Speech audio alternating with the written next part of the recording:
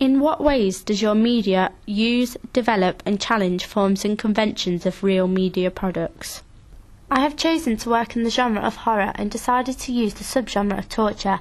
This subgenre usually follows the narrative conventions of presenting Todorow's disruption stage as the main image on the poster, as existing media products have also followed this convention. Therefore, I believed it was an important convention, as existing torture film posters had done so. Also, throughout my planning stage, I noticed that another convention of established torture films like Captivity and Hostel all used one element of mise-en-scène on their posters. Therefore, I chose to develop this convention by using only one image on my poster. However, I also challenged this convention by using a person in my main image, which goes against what I saw on the Hostel and Saw posters. These existing films are well-established franchises with a ready-made audience. Therefore, they can use simple layouts of only showing a prop. I decided to use a person on my poster to suggest narrative and representation. The torture poster Captivity that I analysed did have a character on their poster, however they were directly addressing the audience. I chose to challenge this convention by not showing my character's eyes on my poster that I created for Caged. By not showing their eyes, it takes away their identity and creates narrative enigma.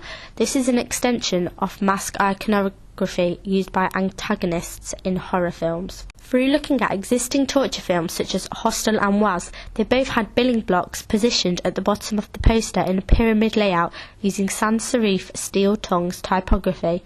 I chose to follow this institutional convention layout on my poster as I believe this was a familiar layout that the audience would know through previous torture films using this layout. Therefore, this would mean the audience could easily find this additional information about my film. I also believed positioning it at the bottom of my poster was a good position, as my personal opinion of the billing block is that it isn't the most important feature on my poster due to not using any well-known actors or actresses within my film. My poster is conventional in terms of genre, as I considered some of Rick Altman's iconography theory when producing my poster. I used his section of his theory about cinematic and cinematic by representing the narrative through the use of props, such as a metal cage, which had a girl positioned behind it who had been gagged. The prop reinforced the genre of torture to the audience, as the conventional narrative used by torture films consists of a group of girls being trapped. Therefore, the cage shows that someone is trapped and cannot get out of the situation they are in. Moreover, the title of my film, Caged, reinforces the genre and follows typography conventions of torture films by using sans serif typography. The title has barbed wire weaved in and out of the letterings to amplify the idea that my film is about someone being captured. I followed the convention of using an isolated location, as I believed a torture film could not be a torture film without using this particular location. The use of the setting reinforced the genre due to it being used in the torture films that I analysed, such as Hostel and Captivity. I followed Rick Altman's cinematic theory by following the conventional narrative used by many torture films. The narrative I chose to use was about a group of girls being held hostage in an isolated location who were trapped by a male and were forced to participate in torturous events. The narrative follows conventions and would be well recognised by an audience. Also, the poster reinforces the narrative by having a girl with lots of cuts being placed behind the cage bars, which is a stereotypical character used in this genre of films. Through analysing established torture posters like Hostel and Captivity, there was a diverse range of camera shots used in each poster, so I looked at other existing torture posters such as Was and Saw, where each of these posters used the convention of using a close-up shot at the main image. Therefore, I decided to challenge this convention by using a mid-shot, as I believed it allowed more mise-en-scène to be shown in the image. It was important that the mise-en-scène was shown, as it strongly hinted the genre and narrative to my audience. I followed the convention of using the tagline of "Your time will come" on my poster. I used this convention to create an insight into the film, but still keeping an enigma surrounding the narrative. Through making my trailer, I challenged the narrative convention of Todorow's theory stage.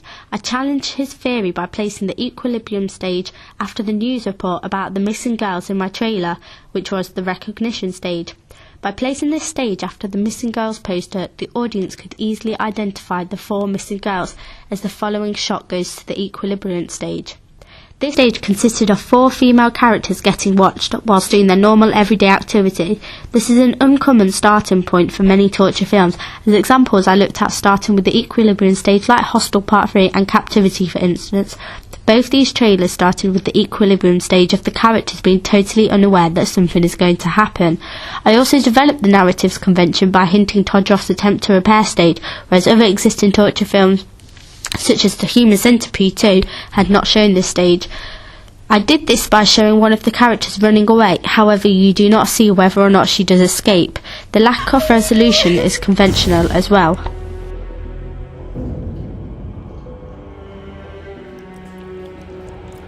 I also found that another convention used by the torture film that I analysed all started with music at the beginning of the trailer. I decided to use this convention within my trailer as I believe that the music helped grab the audience's attention to the trailer and also helped create an atmosphere and mood that set the voiceovers merged together at the beginning of the news report about the missing girls, but the music was still playing in the background. I believe the use of the voiceovers helped develop the narrative to the audience as it accompanied the missing girls' posters. Since the girls went missing, the house remains sealed. 4 19-year-old girls have been drugged and abducted. Another convention I used was the sound and editing convention by having fast-paced music when the montage was on the screen. This is a well-used convention used by many torture film trailers. The use of having this fast-paced music is to match the quick editing cuts in the montage. Moreover, by having this particular music that goes in time with the montage creates audience attention by making the montage feel more dramatic and the sudden change of pace to the music. The reason I chose to use this convention of having a montage is because it represents the height of the tension in the story. In many torture films, this section consists of the most bloody, gory scenes, which consist of the most torturous events. Therefore, I believe this would be the selling point of my trailer, as it mainly consisted of Todorow's theory disruption stage. This is the stage I believe my target audience will be most interested in, as it consisted of the most disturbing scenes which contained lots of blood, which is what my target audience would be expecting to see when they came. Moreover, I used the convention that is used in all film trailers, no matter what genre they are, of having my trailer in a non-linear layout. The use of using this convention is because if I challenged it, it would look like I have produced a short film as it would be in a linear order. Furthermore, I use captions as they are used to give the viewers more information about the story. Many film trailers use them, and many torture trailers conventionally use them to build tension as well.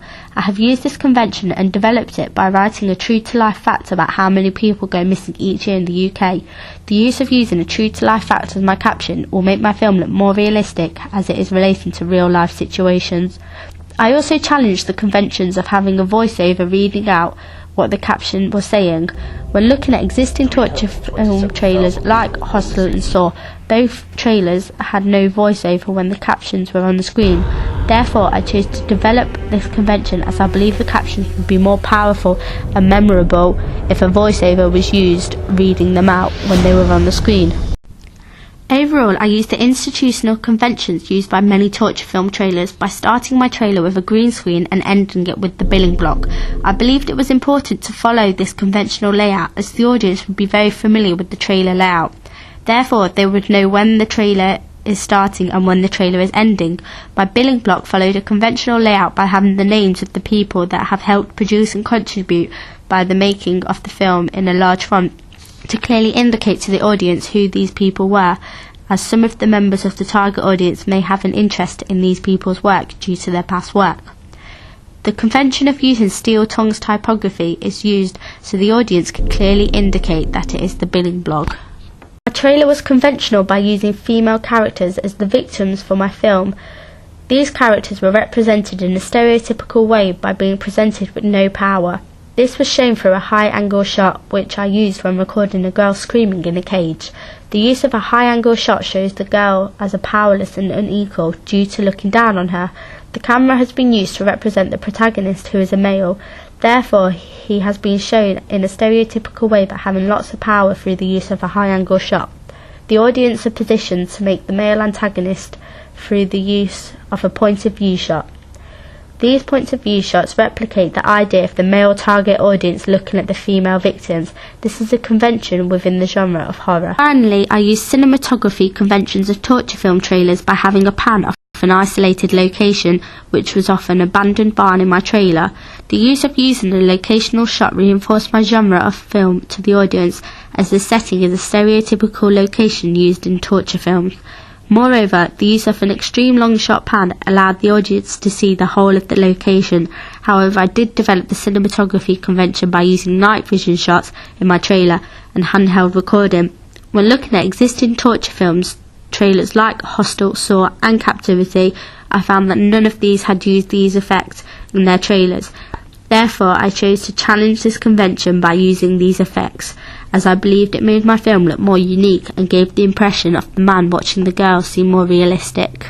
To the poster and trailer, I have ensured my website follows genre conventions that constitute torture genre films. For this, I have included cinematic elements such as the character's face looking rough and untidy with deep cuts on her chest. Her top has also been cut up to reinforce the genre to the audience. I have lowered the hue and saturation levels on my image to give the image a green effect. Overall, this effect makes the image look more gory and dingy, which will further help reinforce the genre. Not only does it reinforce the genre, it also reinforces the house style of my media products, as my main colour scheme consists of green. Furthermore, my website also has review quotes positioned above the navigation bar. The use of a review quote is a convention followed by many websites of this genre. I believed it was an important convention to use, as it encouraged the target audience to watch the film, as well-known companies have recommended my film. The institutional information has been placed at the bottom of my website, each side of the billing block. This is the same positioning as it has been placed on the poster, which reinforces my house style to the audience. From looking at existing torture film websites, I noted that this layout was effectively used on the website. Therefore, I chose to use this convention on my website, as fans of torture films would be familiar with this layout. I have also used social network logos at the very top of my website to create viral marketing for my film, which would help create more awareness of my film. However, a convention I did challenge regarding social networks is that my website has a consistent live feed of Twitter about my film. I found this convention was not used on any of the torture websites I looked at.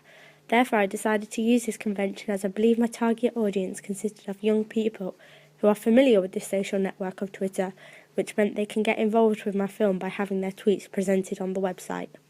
I have used the convention in terms of the navigation bar, as it has been positioned in the usual place at the top of the website.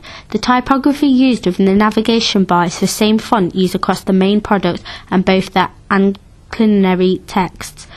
This allows a consistent house style to be used throughout my free advertisement products for my film. A convention I did challenge was the use of not having an entrance page to my website. I noticed this convention was used on the two film websites I analysed, Captivity and Hostel. The reason I chose to challenge this convention was because I believed an entrance page wasn't important, as I wanted my audience to straight away be directed to my main website, where they could view my trailer straight away. On the other hand, a convention I chose to use was the use of having a synergetic relationship between my films and cinemas. This synergy had been shown on my website by allowing the audience to buy their tickets online to watch my film at the nearest cinema to them. This convention is convenient for my target audience, as they don't have to physically leave the house to buy their tickets.